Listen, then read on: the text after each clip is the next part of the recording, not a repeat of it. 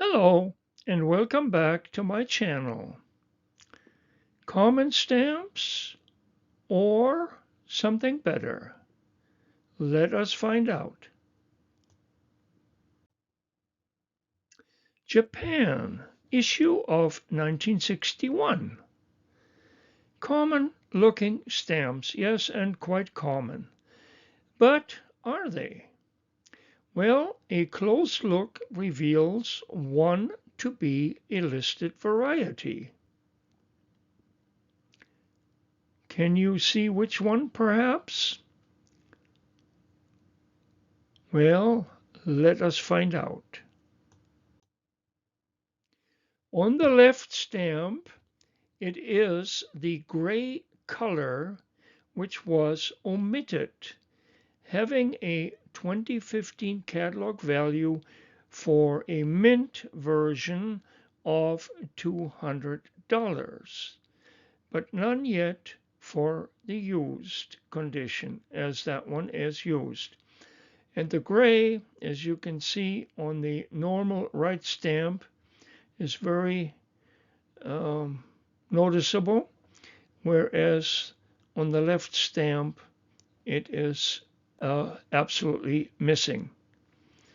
So always try to look very closely because some varieties actually do have nice catalog values, and believe me, I have looked at many of this particular issue, and this is my first one that I could say, which is the variety with the gray color missing. The normal stamp only catalogs, as I indicate, a mere 25 cents. So it may be worthwhile to take a close look. Maybe you have one in your accumulation. And since we are talking about Japanese stamps, here we have two basic cancel differences on these two different stamps. On the left, a regular inland circular date cancel or circular date stamp, CDS. The right unoverprinted stamp was used in China, easily recognized by the horizontal lines in the upper and lower segments, as they are called, of the cancel. You can see the horizontal lines in the normal cancel. They are vertical, and these are called segments, upper segment and lower segment. And we have the same situation on the stamp on the right. Up here you can just see some traces of horizontal bars in the upper segment. So anyways, the Japanese catalog I have does not get into values of this particular cancel. So I have no clue on what that may be, but it certainly should be, and I'm sure is, more than a standard inland cancel.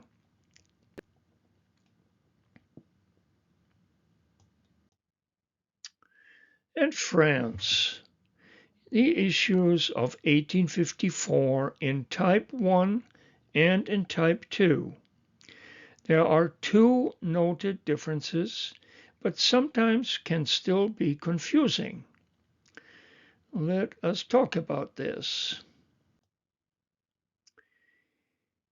The Type 1 typically has a curl, a thick curl under the R.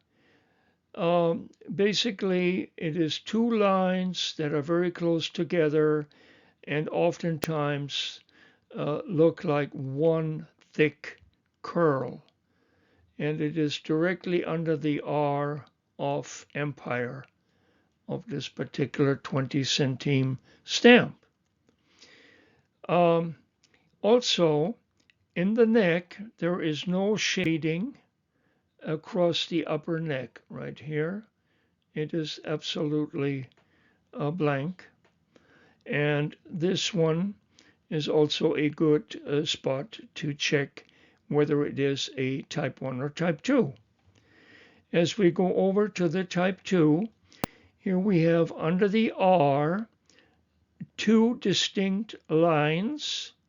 However, in this case, they are a little bit closer, or I should say, almost looks like the type 1, but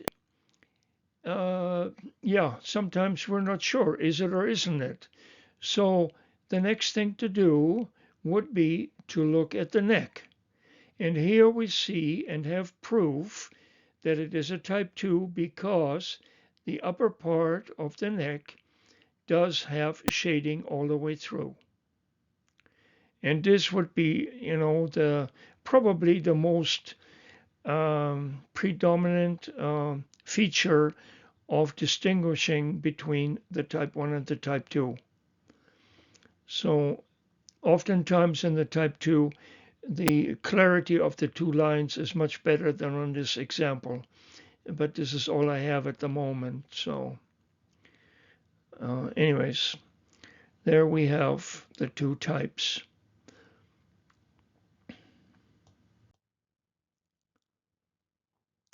Yes, and one more enlargement showing again how close in the type 2 the two lines are, almost indicating it as to be a type 1. So please do check also the neck part of the portrait here to see if or if not there are shading lines across the upper part of the neck. And here they are. And that totally proves this to be a type 2 stamp.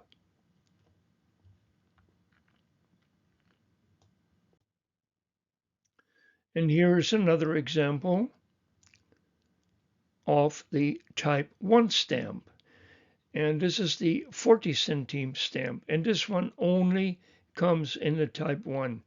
But here it is extremely clear to see how thick that line is under the R of Empire. So, and again, the neck also does not have shading across in the upper part, only in the upper part. So that should make it pretty clear to differentiate between the type 1 and the type 2 of France. And then we have the peace and commerce issues, or SAGE type, as they are sometimes referred to, that also exist in two types and usually are easily identified. And I'm sure most of you collectors out there know exactly what to look for, but I'll go over it again anyways.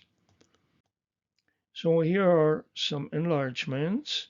These two are of the type 1, and I say that the V of INV, the last three letters of the total inscription here, lines up with the start of the L in Republic.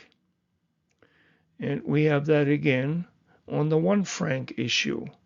It goes right up to the L and is, well, or below, between the B and the L, either way. Yes.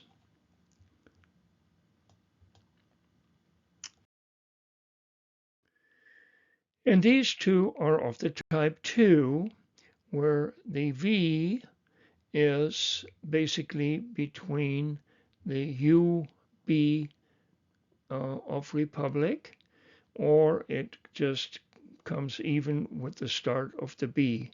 So either way would be correct. And here you see it again, between the UB or just up to the B of Republic. So these are relatively easy to distinguish.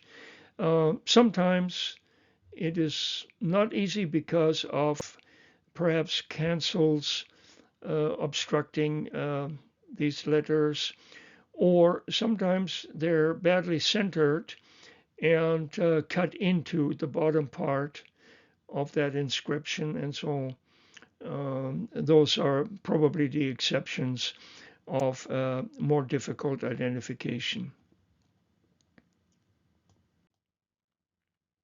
And here again, on an extra large blow up, sorry, it's not very crisp, but that's the best I can do. And here again, you see the V and right in line with that arrow. And we have it again down here for the type 2 between the U and the B, and here between the B and the L, type 1.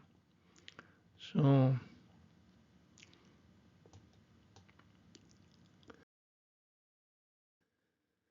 anyways, I thank you so much for watching my video, and hopefully you will give me a thumbs up and hopefully also subscribe to my channel. Thank you so very much again.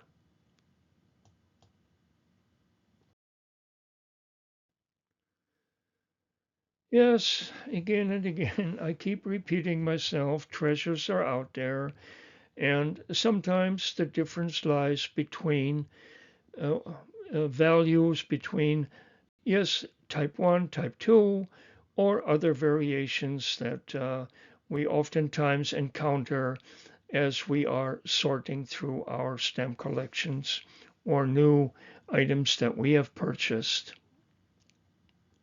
I wish all of you all the success and hopefully good finds for this year of 2023.